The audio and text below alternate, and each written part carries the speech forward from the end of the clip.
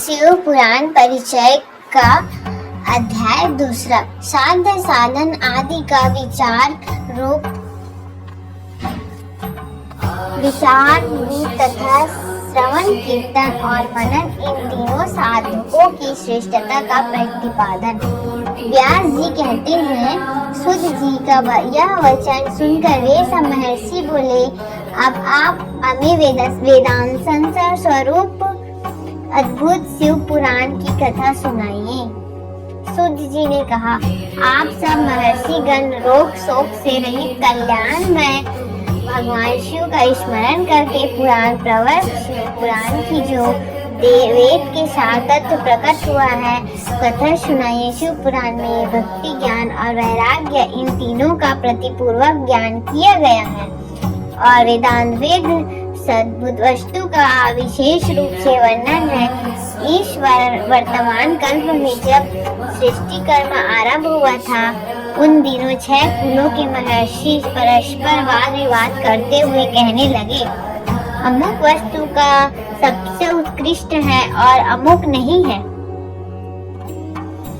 इसके इस विवाद ने अत्यंत महान गुरु धारण कर लिया।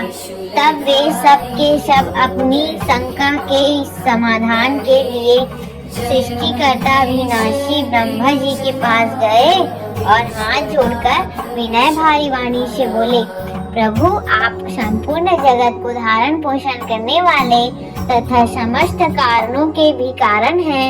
हम यह जानना चाहते हैं कि संपूर्ण तत्वों के परे परस्पर पुराण पुरुष कौन है। ब्रह्मा जी ने कहा, जहाँ से मन सहित वाणी उन्हें न पाकर लौट आती है तथा जिनसे ब्रह्मा विष्णु रुद्र और इंद्र आदि से युक्त यह संपूर्ण जगत समस्त भूतों एवं इंद्रियों के साथ पहले प्रकट हुआ है, वे ही देवों के देव महादेव सर्वज्ञ एवं संपूर्ण जगत के स्वामी हैं।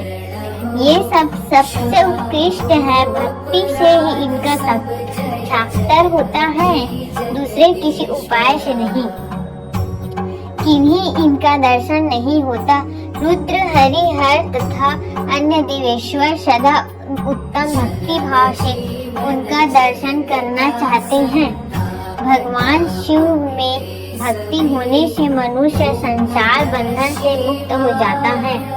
देवता की कृपा प्रसाद से उनमें भक्ति होती है और भक्ति से देवता का कृपा प्रसाद प्राप्त होता है। ठीक उसी तरह जैसे अंकुर से बीज और बीज से अंकुर पैदा होता है, इसीलिए तुम सब ब्रह्मर्षि भगवान शंकर की कृपा प्रसाद प्राप्त करने के लिए भूतल पर जाकर वहाँ सहस्त्र वर्षों तक चालू रहने वाला एक विशाल यज्ञ का आयोजन करो। इन यज्ञपति भगवान शिव की ही कृपा से वेदयुक्त विद्या के सारभूत साक्ष्य साधन का ज्ञान होता है। शिव पद की प्राप्ति ही साध्य है, उनकी सेवा से ही साधन है तथा उसके प्रसाद से जो नित्य नैमित्तिक आदि फलों की ओर से निष्प्रह होता है वही साधक है। वेदों कर्म का अनुष्ठान करके उसके महान फल को भगवान शिव के चरणों में समर्पित कर देना ही परमेश्वर पद की प्राप्ति है। वही सालों के आदि के क्रम से प्राप्त होने वाली मुक्ति है। उन पुरुषों की भांति अनुसार उन सबके उत्कृष्ट फल की प्राप्ति होती है। उस भक्ति के साधन अनेक प्रकार हैं जिनकी साक्षात महेश्वर ही प्रतिपादित किया है। उनमें से सारभूत साधन को संक्षिप्त करके मैं बता रहा हूँ। कान से भगवान नाम गुण और लीलाओं का श्रवण वाणी द्वारा उनका कीर्तन तथा मन के द्वारा उनका मनन, इन तीनों को महान साधन कहा गया है। तात्पर्य यह महेश्वर का श्रवण कीर्तन और मनन करना चाहिए। यह श्रुति का वाक्य हम सबके लिए प्रमाण भूत है। इसी साधन से संपूर्ण मनोरथ की सिद्धि में लगे हुए आप लोग परम साध्य को प्राप्त हो। लोग प्रत्यक्ष वस्तुओं को आंख से देखकर उसमें प्रवृत्त होते हैं, परंतु जिस वस्तु का कहीं भी प्रत्यक्ष दर्शन नहीं होता उसे श्रवण इंद्रियों द्वारा जान सुनकर मनुष्य उसकी प्राप्ति के लिए चेष्टा करता है। अतः पहला साधन श्रवण ही है। उसके द्वारा गुरु के मुख से तत्व को सुनकर श्रेष्ठ बुद्धि वाला विद्वान पुरुष अन्य साधन कीर्तन एवं मनन की सिद्धि करे।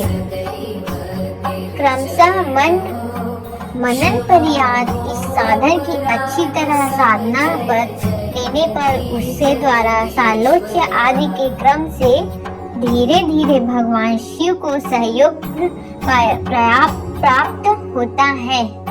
पहले सारे अंगों के रोग नष्ट हो जाते हैं, फिर सब प्रकार के लौकिक आनंद भी विलीन हो जाता है।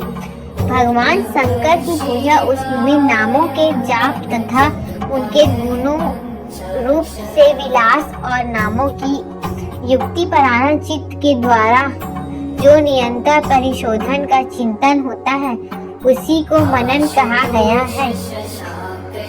वह महेश्वर की कृपा दृष्टि से उपलब्ध होता है। उसे समस्त श्रेष्ठ साधनों को प्रधान या प्रमुख कहा गया है। सूत जी कहते हैं, मुनिवरों, इस साधन का महत्व बताने के प्रसंग में आप लोगों के लिए एक प्राचीन विद्यमान का वर्णन करूंगा, उससे ध्यान देकर आप सुने। पहले की बात है, पराशर मुनि के पुत्र मेरे गुरु व्यास जी की सरस्वती नदी के सुंदर तट पर तपस्या कर रहे थे। एक दिन सूर्य तुल्य तेजस्वी विमान की यात्रा करते हुए भगवान सनत कुमार अकस्मात वहां जा पहुंचे।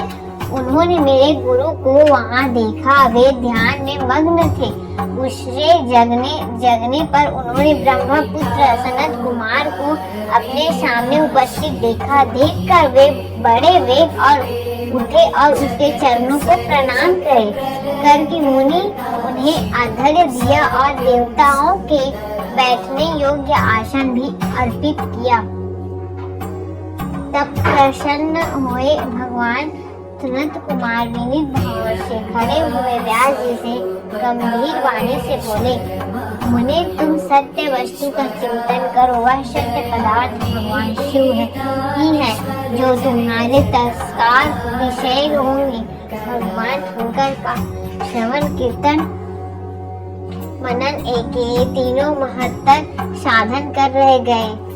ये तीनों ही वेद सम्मत है। पूर्व काल में मैं दूसरे साधनों के क्रमश को पकड़कर घूमता घामता मंत्राचल पर जा पहुंचा। वहां तपस्या करने लगा। तदंतर महेश्वर शिव की आज्ञा से भगवान नंदीश्वर वहां आए।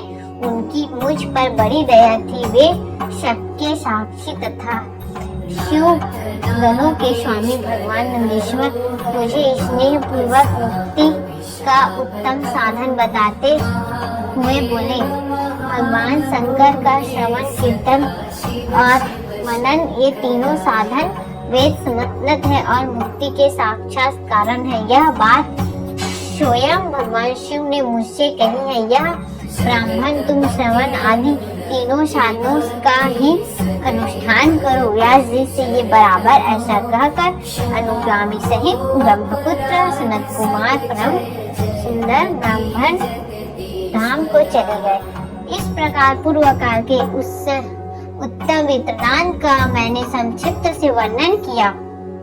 ऋषि बोले, सुत जी, श्रवण आदि तीनों साधनों को अपने मुक्ति का उपाय बताया है, किंतु जो साधन तीनों के साधनों में असमर्थ हो वह मनुष्य किस उपाय का अवलंबन करके मुक्त हो सकता है? किस साधन मुक्त कर्म के द्वारा बिना अत्यंत ही मोक्ष मिल सकता है?